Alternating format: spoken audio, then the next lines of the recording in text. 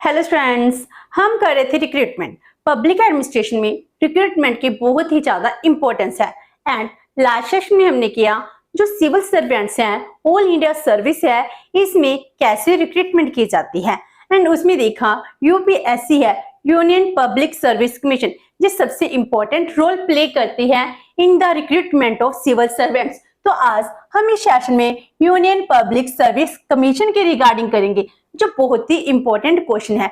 कई बार जब हम कॉम्पिटिटिव एग्जाम्स की तैयारी कर रहे होते हैं, वो कॉम्पिटिटिव एग्जाम्स में भी यूपीएससी के रिगार्डिंग भी क्वेश्चंस आ जाते हैं। तो ये कॉन्स्टिट्यूशनल बॉडी है, इसको बाय कॉन्स्टिट्यूशन इस्टेब्लिश किया गया है। तो यूपीएससी है क्या, इसकी क्या कॉम्पोजिशन है, आज हम इस सेशन में ये करेंगे। एंड नेक्स्ट सेशन में यूपीएससी की पावर्स को डिस्कस करेंगे। तो पहले यूपीएससी का हम हिस्टोरिकल पर्सपेक्टिव देखते हैं। तो इसको हिस्ट्री में कब सेटअप किया जाता है। इंडिया में रिक्रूटमेंट है मेरिट बेस पर कॉम्पिटिटिव एग्जाम लेने के लिए जब यूपीएससी को इस्टेब्लिश किया जाता है, उसके साथ ही आईएएस सिविल सर्वेंट्स हैं, इनको भी रिक्रूट किया जाने लगा। तो ये इंडिया में 1854 में सेटअप किया जाता है। तो इंडिया के लिए सिविल सर्विस कमीशन है, ब्रिटिश पीरियड में इस्टेब्लिश किया गया। तो civil service commission was set up for India in London, क्योंकि उस टाइम जब हम कॉम्पिटिटिव एग्जाम की बात करते हैं, आईएएस एग्जाम, उस टाइम वो लंदन में ही होता था, इंडिया में नहीं होता था। अगर किसी को यूपीएससी का एग्जाम देना होता था, जिसको हम सिविल सर्विस का एग्जाम कहते हैं, तो उसको लंदन जाना होता था। तो लंदन में ही सिविल सर्विस है जो एग्जाम कंडक्ट कराया जाता था। और उसके बाद 1921 से स्टार्ट होता है कि हम इंडिया में भी इस एग्जाम को कंडक्ट करेंगे। 1919 का गवर्नमेंट ऑफ इंडिया एक्ट आता है और उसके बाद प्रोविजंस की जाती हैं। इलाहाबाद में एंड न्यू दिल्ली में सिविल सर्विसेज है, इसका एग्जाम कंडक्ट किया जाएगा। तो इसको इंडिया में भी सेटअप किया जाता है, जिसका नाम पब्लिक सर्विस कमीशन होता है। तो ये 1926 में इंडिया में सेटअप किया गया था। जो सिविल सर्विस कमीशन है जो लंदन में था, लेकिन पब्लिक सर्विस कमीशन इंडिया में 1926 में सेटअप किया जाता है। और उसके बाद 1935 में गवर्नमेंट ऑफ इंडिया एक्ट है वो पास होता है, जिसको हम मिनी कॉन्स्टिट्यूशन भी कहते हैं। अगर हम आज अपने कॉन्स्टिट्यूशन की बात करते हैं, तो 1935 की कॉन्स्टिट्यूशन का बहुत ज्यादा पोर्शन, मोर देन 60% है, 35 से ही डिराइव किया गया है। तो इस 1935 के एक्ट के अंडर जो पब्लिक सर्विस कमीशन है, इसका name federal public service commission रखा गया, क्योंकि इस टाइम हमारे फेडरल सिस्टम है वो इस्टेब्लिश हो जाता है। जैसे इंडिया में आज के टाइम में फेडरल सिस्टम है प्रोविंसेस सेंट्रल लेवल का, तो फेडरल स्ट्रक्चर 1919 में सेटअप किया जाता है। और इसके साथ ही फेडरल पब्लिक सर्विस कमीशन, इसको नेम दिया जाता है, जो सेंटर की सिविल सर्विसेज हैं इसके रिगार्डिंग एग्जाम को कंडक्ट करती थी। एंड जब हम इंडिपेंडेंट होते हैं 47 में, उसके बाद अपना कॉन्स्टिट्यूशन फ्रेम करते हैं।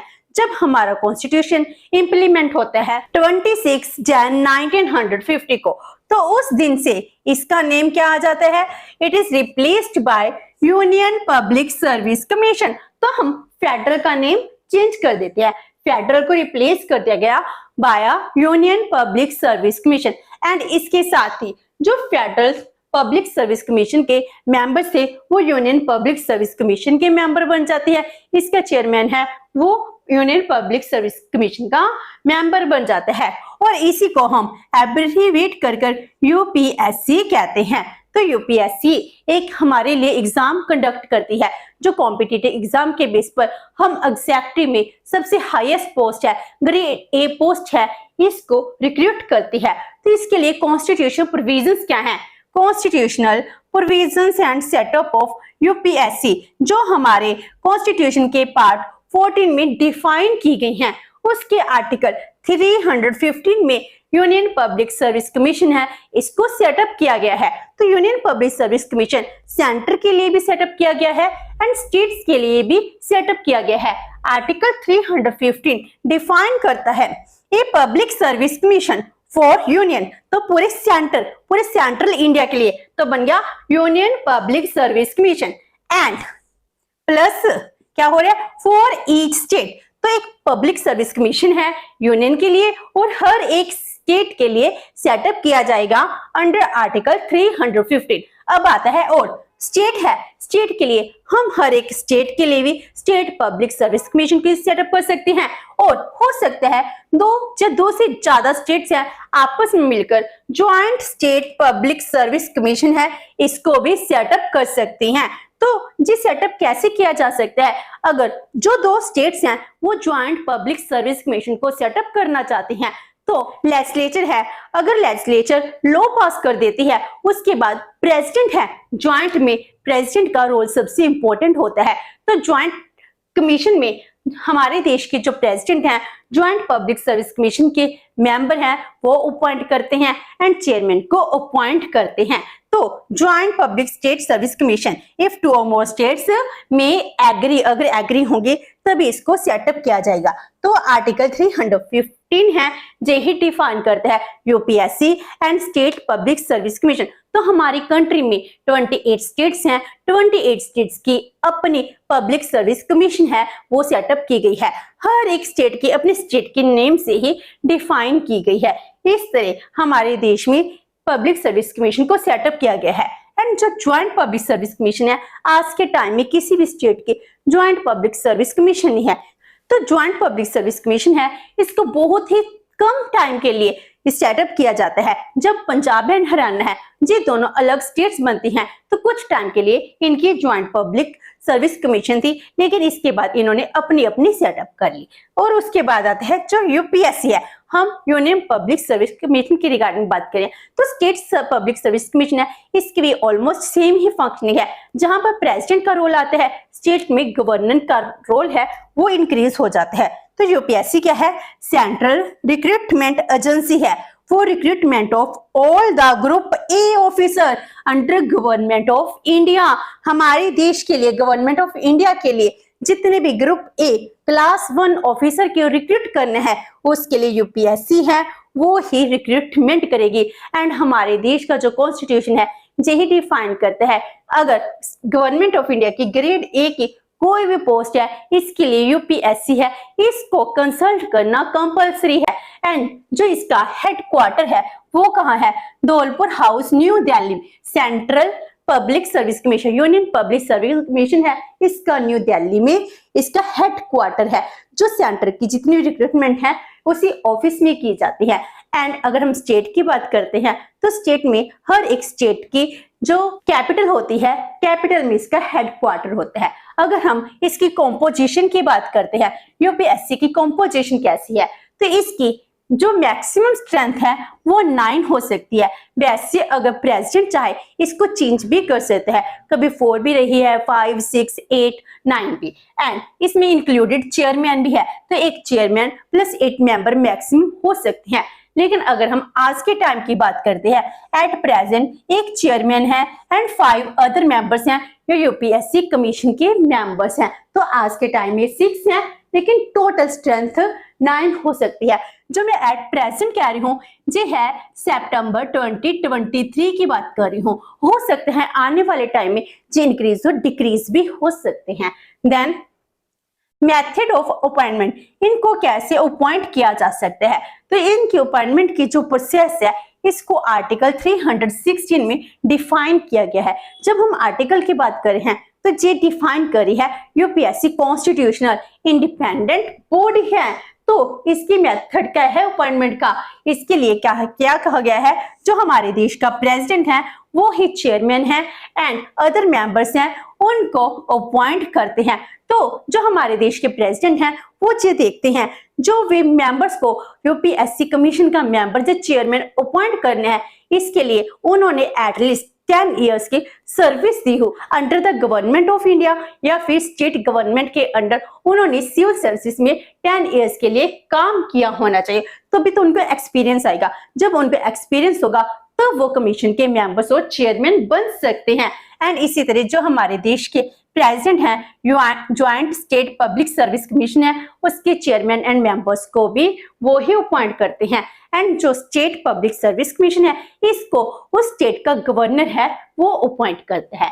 देन मेंबर्स की टेन्योर कितना होता है तो इसके लिए डिफाइन किया गया है जैसे हमारे सुप्रीम कोर्ट में भी है। तो इसका टिनोर है 6 इयर्स और age of 65 years whichever is early. अगर कोई मेंबर है, कमीशन का मेंबर बन गया, अगर उसको 6 इयर्स नहीं हुए तो वो मैक्सिमम 6 इयर्स तक ही अपने ऑफिस में रह सकता है। जब फिर उसकी एज 65 इयर्स होगी तब उसको रिजाइन देना ही पड़ेगा। 6 इयर्स और 65 years whichever is earlier. तो इस तरह उसका टिनोर बन जाता है। मान लो कोई मेंबर है, उसकी एज कितनी है, एट प्रेजेंट 55 इयर्स है, तो 6 ईयर कब होंगे, तो 6 ईयर के बाद उसकी एज हो जाएगी 61 इयर्स, तो वो 6 इयर्स कंप्लीट करेंगे। अगर लेट्स सपोज अब कोई मेंबर है, उसकी एज है 60 इयर्स, तो 65 इयर्स मैक्सिमम लिमिट है, तो 6 इयर्स तो कंप्लीट नहीं होंगे, तो 5 इयर्स के बाद उनका टेन्योर खत्म हो जाएगा, तो मैक्सिमम 65 इयर्स। तो इस एज में वो 5 इयर्स तक मैक्सिमम काम कर सकते हैं, विच एवर इज अर्लियर। या तो 65 एज की एज है वो कंप्लीट हो, या 6 ईयर का टेन्योर है वो कंप्लीट हो। अगर इसकी बिसाइड स्टेट सर्विस कमीशन होती है, उसमें क्या होता है, जे अपर लिमिट 62 इयर्स है, एंड जो मेंबर्स होते हैं they are ineligible for reappointment, इनको रीअपॉइंट नहीं किया जा सकता है। जो मेंबर्स हैं इनको किसी अदर स्टेट के चेयरमैन तो अपॉइंट किया जा सकता है, लेकिन यूनियन पब्लिक सर्विस कमीशन के मेंबर्स हैं इसी कमीशन में रीअपॉइंटेड नहीं होते हैं। चेयरमैन है, चेयरमैन तो किसी और स्टेट में भी रीअपॉइंट नहीं किए जा सकते हैं। इस तरह इनकी जो पोस्ट है इनको इंडिपेंडेंट बनाने की कोशिश की गई है। तो जैसे हम कहते हैं हमारे देश के सुप्रीम कोर्ट के जजेस हैं, जब वो रिटायर्ड होते हैं उसके बाद किसी और पोस्ट पे काम नहीं कर सकते हैं, तो इस तरह उनको इंडिपेंडेंट बनाया गया है। हो सकता है कोई भी इंक्वायरी कमीशन हो, उसके लिए उनको अपॉइंट तो किया जा सकता है, अदरवाइज गवर्नमेंट के किसी ऑफिस के लिए उनको अपॉइंट नहीं किया जाता है। वही क्राइटेरिया इनके लिए भी है। एंड अगर मेंबर का टेन्योर है, इससे पहले इनको रिमूव करना हो, तो रिमूवल और सस्पेंशन ऑफ अ मेंबर कैसे की जा सकती है, इसके रिगार्डिंग आर्टिकल 317 है वो बात करते हैं। वो कहते हैं जो मेंबर्स हैं इनको रिमूव किया जा सकता है, they can be removed by order of the president. अगर प्रेसिडेंट चाहेगा तभी रिमूव होगा, लेकिन प्रेसिडेंट अपनी मर्जी से नहीं कर सकते हैं। इसके लिए क्या है, after inquiry held in accordance under article 145 in supreme court. अगर उनके रिगार्डिंग मिसबिहेवियर है या फिर इंसॉल्वेंसी है, कोई केस आता है, तो सुप्रीम कोर्ट में इसकी इंक्वायरी की जाएगी। सुप्रीम कोर्ट में अगर लगता है कि जो मिसबिहेवियर है या फिर इनका कंडक्ट सही नहीं है, उसके बाद भी उनको रिमूव किया जा सकता है। लेकिन हमारे देश में ऐसा कभी भी नहीं हुआ कि यूपीएससी के किसी मेंबर को रिमूव करना पड़े, और अदर केसेस में भी रिमूव किया जा सकता है इन केस ऑफ इंसॉल्वेंट। अगर वो इंसॉल्वेंट हो जाते हैं, if employed outside the duties of the office, किसी गवर्नमेंट ऑफ इंडिया जाए, कोई प्रॉफिट का ऑफिस है उसमें वो साथ ही काम करने लग जाए, तो उसको रिजाइन देना पड़ेगा। या फिर he is unfit to continue in office due to infinity of mind और बॉडी, मीन्स उसकी बॉडी और माइंड है वो काम नहीं कर रही है, तो इस वजह से भी अनफिट हो सकते हैं। तो प्रेसिडेंट ऑर्डर दे सकते हैं कि आपको सस्पेंड किया जाता है, या आप अपना रिजाइन है वो दे दीजिए। तो इस तरह आज हमने इस सेशन में यूपीएससी के जो बेसिक इंफॉर्मेशन है, कॉम्पोजिशन ये की है, नेक्स्ट सेशन में हम इसके पावर्स करेंगे।